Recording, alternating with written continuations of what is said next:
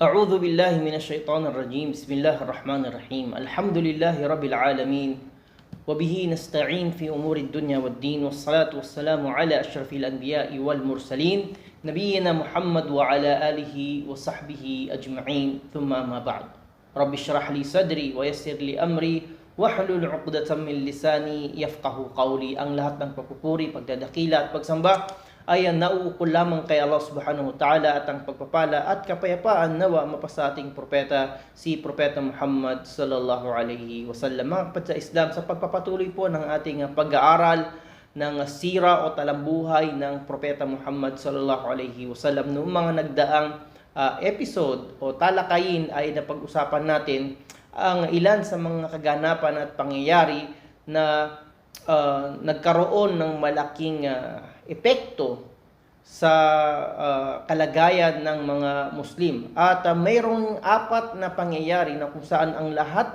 ng iyon ay nangyari sa loob lamang ng 4 na linggo. Yun ay nagsimula sa pagmumuslim ni Hamza ibn Abdul Muttalib at sinundan ng pagmumuslim naman ni Umar bin Al-Khattab radiyallahu ta'ala anhum, at sumunod naman ay ang muling tangka o sinubok ng Quraysh na kausapin ng Propeta Muhammad sallallahu alaihi wasallam at ang pag-aalok sa kanya ng iba't ibang mga makamundong bagay kapalit ng pagtigil niya at paghinto niya sa kanyang pangangaral. At ang huli ay ang naging desisyon ni Abu Talib na kausapin ang Banu Hashim at ang Banu Al-Muttalib upang kunin ang kanilang pangako at ang kanilang panata na proteksyonan at pangalagaan ang Propeta Muhammad sallallahu alaihi wasallam mula sa kamay ng mga pagano ng Quraysh. At ganun nga, sa loob ng 4 na linggo lamang nangyari ang lahat ng iyon na nagdulot ng matinding pangamba at takot sa mga Quraysh, sa mga pagano ng Quraysh. Kaya't sila ay nag-isip at sa pagkakataon na ito ay gumawa ng isang hakbang na hindi pa nila nagawa. Hindi sa pananakit ng pisikal, hindi sa pang-abuso sa kanila, at hindi rin pagdating sa yung mga sinubok nila na pagpatay at pagpapahirap. Ngunit sa pagkakataon nito, ang kanilang ginawa ay isang napakalaking hakbang na makikita din natin sa panahon ngayon, na isang uri ng panggigipit na mas maituturing na mas masahol paminsan kaysa sa pisikal na pananakit.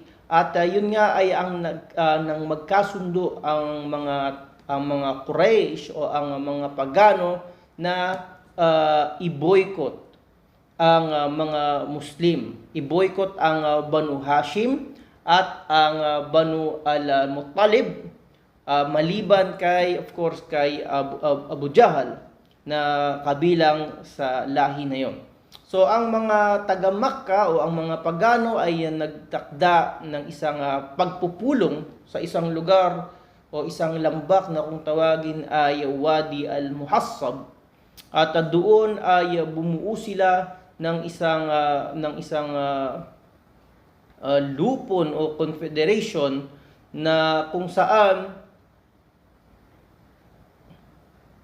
at doon ay nagkaroon sila ng kasunduan na putulin ang anumang ugnayan na mayroon sila sa Banu Hashim at sa Banu Al-Muttalib. At kanilang napagdesisyonan na hindi sila makikipag-transaksyon sa kanila ng anumang negosyo o anumang pagbili at pagbenta, at ititigil nila o hindi nila hahayaan na magkaroon ng pag-aasawahan sa pagitan nila at ng Banu Hashim at ng Banu Al-Muttalib. Ang lahat ng ugnayang sosyal, pagbisita, at kahit ang pakikipag-usap lamang sa kanila ay kanilang puputulin. At hindi sila, kahit ang pagbati ay hindi nila gagawin para kay Propeta Muhammad sallallahu alaihi wasallam at sa sino man na sumuporta at tumulong o nagtatanggol sa kanya. At yon ay kanilang napagkasunduan at sa kanilang kasunduan na yon ay mananatili ang kanilang pagputol ng ugnayan o relasyon sa Banu Hashim at Banul Muttalib. Lahat ng mga sumusuporta at tumutulong kay Propeta Muhammad sallallahu alaihi wasallam hanggang sa kanilang isuko ang Propeta Muhammad sallallahu alaihi wasallam sa kanila upang ito ay kanilang patayin. Ang kanilang napagkasunduan na ito ay kanilang isinulat sa isang papel at yon ay kanilang inilagay o isinabit sa loob ng Kaaba. At sinasabi na ang nagsulat ng kasunduan na yon ay ang isang mushrik na ang pangalan ay Baghid bin Amr bin Hashim, na kung saan ang Propeta sallallahu alaihi wasallam ay nagdua laban sa tao na yon at sinasabi na itong si Baghid ay dahil sa naging dua ng Propeta Muhammad sallallahu alaihi wasallam ay naparalisa ang kanyang mga kamay. At si Abu Talib, dahil sa naging hakbang ng Quraysh laban sa Banu Hashim at Banu al-Muttalib at sa sino man na sumuporta at tumutulong sa Propeta sallallahu alaihi wasallam, ay nagdesisyon na sila ay lumabas. Okay, lumabas sa loob ng Makkah at doon ay nagtungo sila at nanatili sa isang lambak na kung tawagin ngayon ay Shi'b Abu Talib. Yun ay nasa labas ng Makkah at sinundan siya doon ng Banu Hashim at ng Banu al-Muttalib. At yun ay nangyari sa simula ng buwan ng Muharram, ika-7 taon ng pagkapropeta ng Propeta Muhammad sallallahu alaihi wasallam. At yung pagputol ng ugnayan sa kanila ng Quraysh ay nanatili o nagtagal sa loob ng 3 taon. Mula ika-7 taon ng pagkapropeta hanggang sa ika-10 taon. At dahil nga sa matinding naging hakbang na ito ng Quraysh, ay talagang nagdulot yun ng matinding kahirapan dahil naubusan o nawawalan ng supply ng pagkain ang Banu Hashim at ang Banu al-Muttalib doon sa Shi'b Abu Talib dahil sa ginawa ng Quraysh. At kahit na mayroong mga pagkain na manggagaling sa labas ay hinaharang yun ng Quraysh at kanilang binibili lahat upang hindi makarating sa Shi'b Abu Talib. Okay, kaya nga dahil sa bagay na yon, naririnig ang iyakan ng mga bata at ang naging hiyawan ng mga kababaihan dahil sa gutom.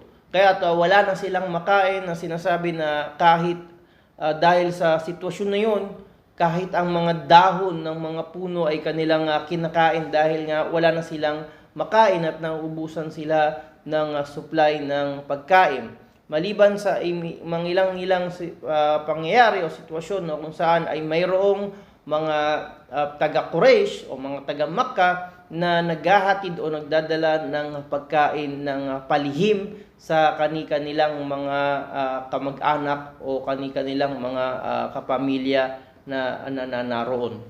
At yun ay kumbaga naging ganun yung sitwasyon na hindi sila nakakahanap at naubusan sila ng supply ng pagkain.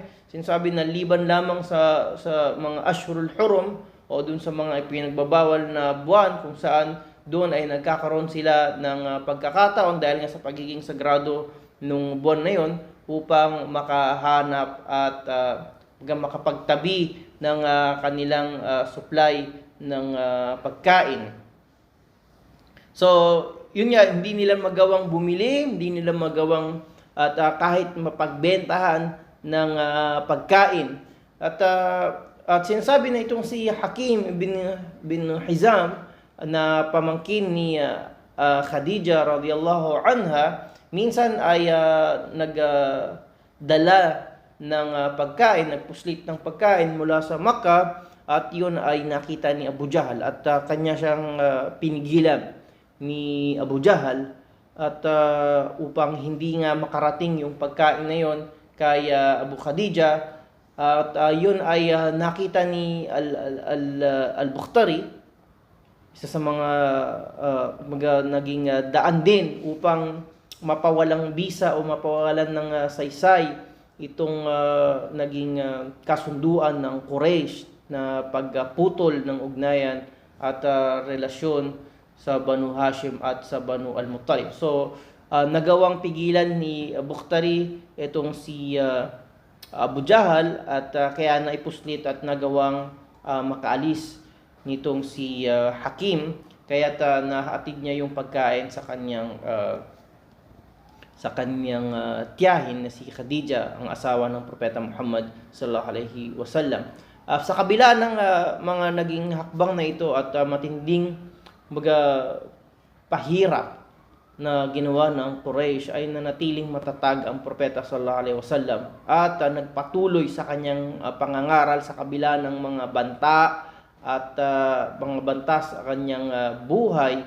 At naging nakita naman natin kung ano yung mga naging plano at mga ginawa ng Quraysh upang pasakitan, saktan at hanggang umabot nga sa punto na gusto nila talagang mapatay ang Propeta sallallahu alaihi wasallam. Ngunit sa kabila ng lahat na yon ay nagpatuloy ang Propeta Muhammad sallallahu alaihi wasallam sa kanyang pangangaral at inaabangan niya yung mga nanggagaling sa labas ng Makkah sa mga panahon ng Hajj at mga espesyal na okasyon at mga banal na buwan, at doon ay tinataon niya yung mga nagiging pagtitipon at doon pa rin siya ay nagpapatuloy sa kanyang pangangaral.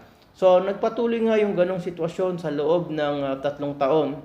At pagkatapos ng 3 taon ng pagputol ng ugnayan ng Quraysh, sa 10 taon ng pagkapropeta ng Propeta Muhammad sallallahu alaihi wasallam ay napawalan ng saysay sa wakas ang naging mapang-abuso at walang katarungan na naging kasunduan na ito ng mga Quraysh. At nangyari yon ng si Hisham ibn Amr, na kung saan siya ay nagpapasok ng pagkain sa Banu Hashim ng patago sa gabi, ay nagpunta siya kay Zuhair ibn Abi Umayya al-Makhzumi, at doon ay nagsabi siya dahil sa hindi na niya matiis yung nagiging yung naging resulta ng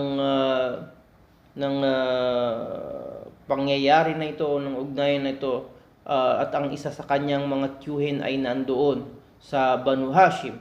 At doon nagsimula na mabuo na mayroong 5 mga kalalakihan mula sa mga Quraysh na kung saan sila ay nagkasundo-sundo kaya na gumawa ng hakbang upang mapawalan ng saysay ang kasunduan na ito, upang mapawalan ng saysay ang naging panata na ito ng Quraysh na isinabit pa nila sa loob ng Kaaba. At ang 5 tao na ito ay si Hisham ibn Amr, si Zuhair ibn Abi Umayya, si Al-Mut'im ibn Adi, si Abu Al-Bakhtari at si Zam'a ibn Al-Aswad.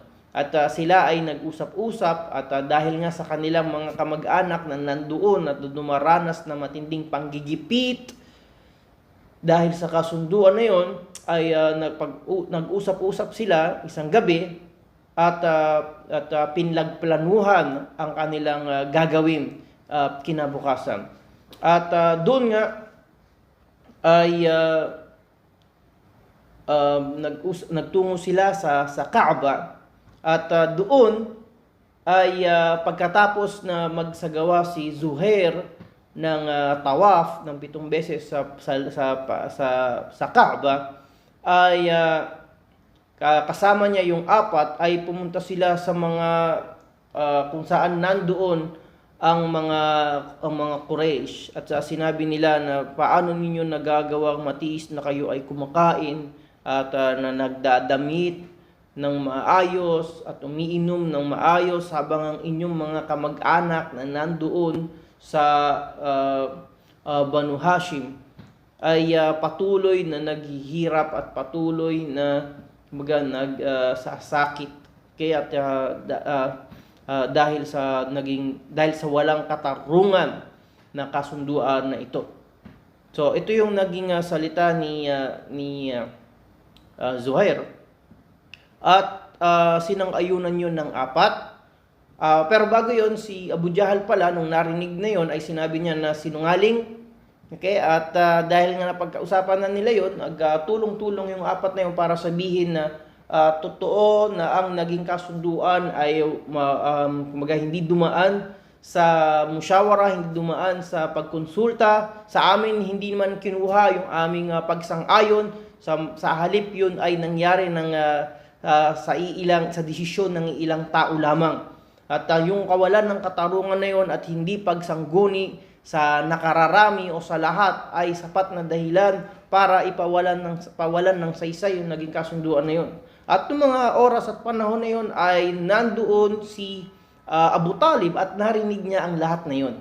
At yun ay dahil sinabihan siya ng Propeta Muhammad sallallahu alaihi wasallam dahil sa isang revelasyon na nagsabi na ang kasulatan na yun na nasa loob ng Kaaba ay kinain ng puting langgam. Alam niyo yung puting langgam na parang anay. Okay? At yun ang naiparating ng Propeta Muhammad sallallahu alaihi wasallam kay Abu Talib, kaya siya nandoon noong mga oras na yun. Kaya nung narinig niya yung naging usapan sa pagitan ng mga Quraysh, ay pumunta siya doon at sinabi niya na ako ay pinadala ng aking pamangkin. At sinabi niya na ang kasunduan, okay, at na inyong isinabit sa loob ng Kaaba ay wala na at kinain na ng anay o ng puting langgam. Okay, at sinabi na Abu Talib bilang isang hamon sa kanila, kung hindi totoo ang sinabi ng aking pamangkin, okay, at nandoon pa rin yung kasulatan o yung kasunduan na isinabit ninyo sa loob, ay akin siyang isusuko sa inyo upang inyo siyang patayin. So nung narinig yun ng Quraysh, ay naisip nila na isang magandang alok mula kay Abu Talib, kaya't sila ay pumayag. Pumayag sila sa sinabi na yon ni Abu Talib, habang si Abu Talib ay tiwala na makatotohanan at totoo yung sinabi ng kanyang pamangkin na kinain na nga ng anay o ng puting langgam yung kasulatan o yung kasunduan na isinabit nila sa loob. So, pumasok sila sa loob at doon nga ay nakita nila na ang kasulatan ay kinain na ng anay o ng puting langgam, maliban sa mga kung saan binanggit ang pangalan ni Allah subhanahu wa ta'ala, nakasulat doon, Bismika Allahumma. Okay, so hindi yun nakain, maliban sa mga pangalan ni Allah subhanahu wa ta'ala, at ang lahat ng naging kasunduan na isinulat nila doon sa kasulatan ay kinain ng puting langgam. So dahil doon ay napawalan ng saysay at nagkasunduan at nagkaroon nga ng hamon, at dahil sa naging kasunduan ay napawalan ng saysay itong naging napakalaking pagsubok para sa mga Muslim at para sa mga sumuporta sa Propeta Muhammad sallallahu alaihi wasallam, at doon nga ay tuluyan itong napawalan ng saysay. At ito ay isang naging napakalaking palatandaan para sa mga Quraysh. Kaya dahil nga binanggit ni Abu Talib sa kanila na yun ay isang kumbaga revelasyon na ibinigay kay Propeta Muhammad sallallahu alaihi wasallam, at lahat ng kanyang mga sinabi ay kanilang nasaksihan mismo sa kanilang mga mata na totoo ang mga naging sinabi ng Propeta sallallahu alaihi wasallam, pero sa kabila nun ay nanatili silang matigas at nanatili sila na mga hindi mananampalataya. Okay? At kaya nga sinabi ni Allah subhanahu wa ta'ala patungkol dito sa kanilang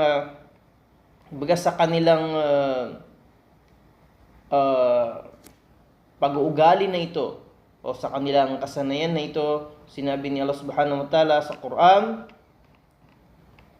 wa iyaraw ayatan yu'ridu wa yaqulu sihrun mustamir.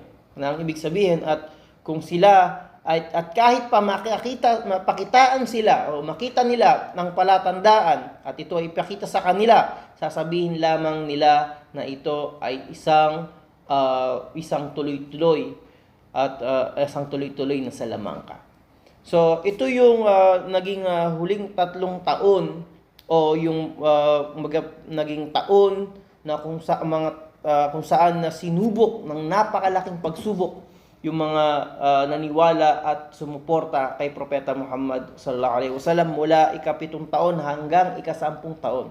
At pagkatapos ng mga pangyayari na ito ay dito makikita natin ang isa pa na kumbaga itinuturing na naging pinakamalaking pagsubok kay Propeta Muhammad sallallahu alaihi wasallam. At yun po inshallah ang ating tatalakayin sa susunod. At hanggang sa muli po, barakallahu fikum wa jazakumullahu khairan wa akhiru da'wana anil hamdulillahi rabbil alamin. Wassalamu alaikum wa rahmatullahi ta'ala wa barakatuh.